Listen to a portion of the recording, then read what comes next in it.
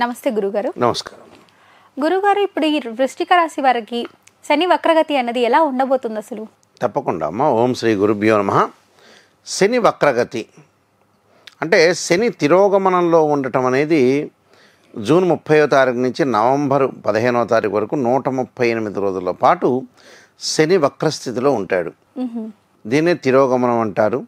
అయితే ఈ రెట్రోగ్రేడ్లో ఏదైతే సాటర్న్ ప్లానెట్ ఉండటం అనేది మనకి 138 రోజుల కాలంలో కొన్ని రాసుల వాళ్ళకి మంచి, కొన్ని రాసుల వాళ్ళకి చెడు, కొన్ని రాసుల వాళ్ళకి మిశ్రమైన ఫలితాలు వచ్చే అవకాశం అనేది ఒకటి ఉంది.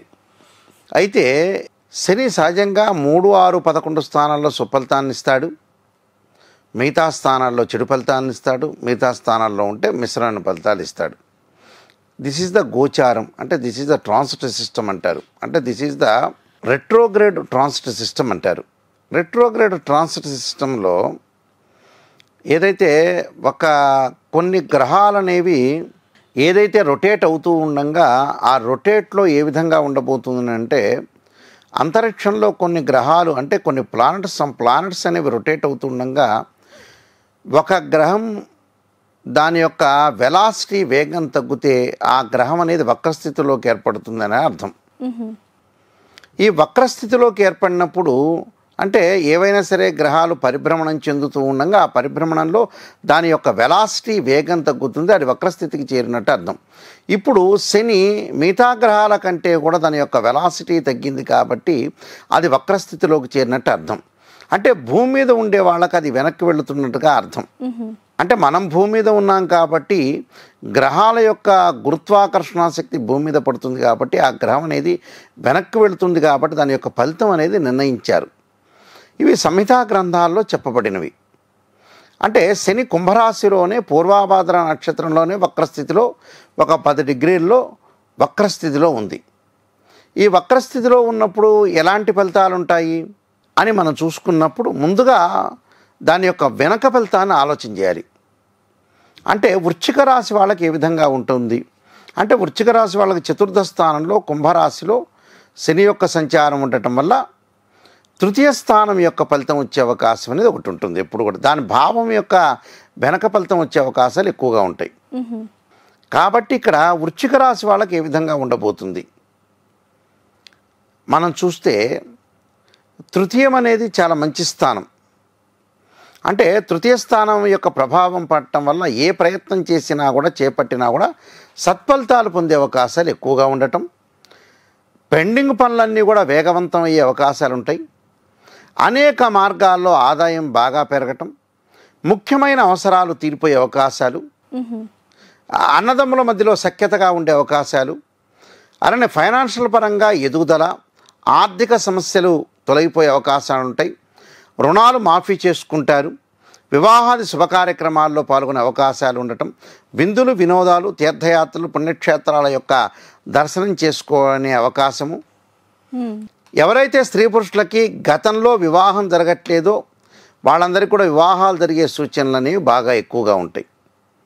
అంటే వివాహ ప్రయత్నాలు సఫలీకృతం కావటం, ఉద్యోగులకి ఏదైతే ఉంటుందో ప్రమోషన్లు రావటం, స్థానచలనం జరగటం, నిరుద్యోగులకు కూడా మంచి ఉద్యోగాలు రావటం, అలానే కుటుంబంలో శుభపరిణామాలు చోటు చేసుకునే అవకాశాలు, అలానే ధైర్య సాహసాలు, ఆత్మవిశ్వాసం బాగా పెరగటం, ఆనందము, ఉద్యోగంలో ప్రమోషన్లు, అలానే విదేశాల్లో ఇళ్ళు కొనుగోలు చేయటం, దాంతోపాటు ఉన్నత విద్య, నూతన వ్యాపారాలు, సంతోషకరంగా ఉండే అవకాశాలు, అంటే అన్నిట్లా సర్వత్రా విజయం లభించే అవకాశాలు ఎక్కువ ఉంటాయి.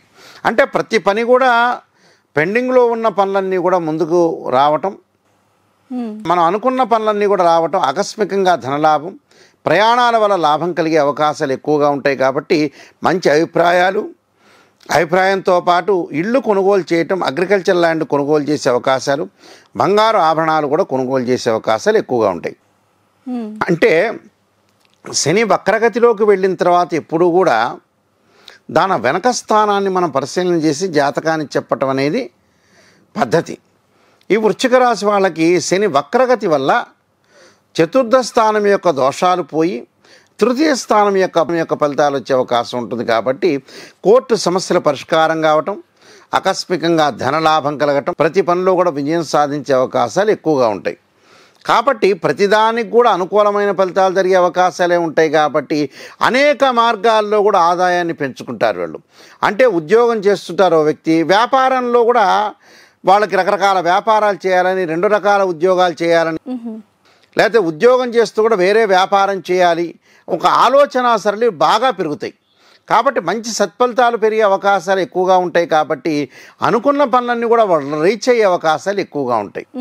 అంటే విద్యార్థులకు అనుకూలమైన కాలం, విద్యార్థులు కూడా ఏకాగ్రత కోల్పోకుండా ఉంటారు.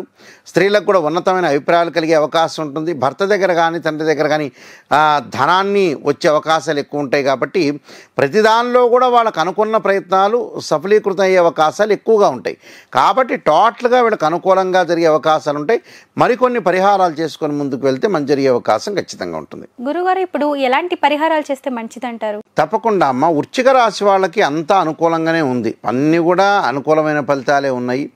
దాంతోపాటు వాళ్ళు ఇంకా బాగుండాలంటే ఓ నమో నారాయణాయ నమః అనే మంత్రాన్ని చక్కగా చదువుకోవటం, అలానే విష్ణు సహస్రనామ పారణం, స్త్రీలు వచ్చే లలితా సహస్రనామ పారణం చేయటం వల్ల కూడా వీళ్ళకి మంచి జరిగే అవకాశం ఖచ్చితంగా ఉంటుందమ్మా.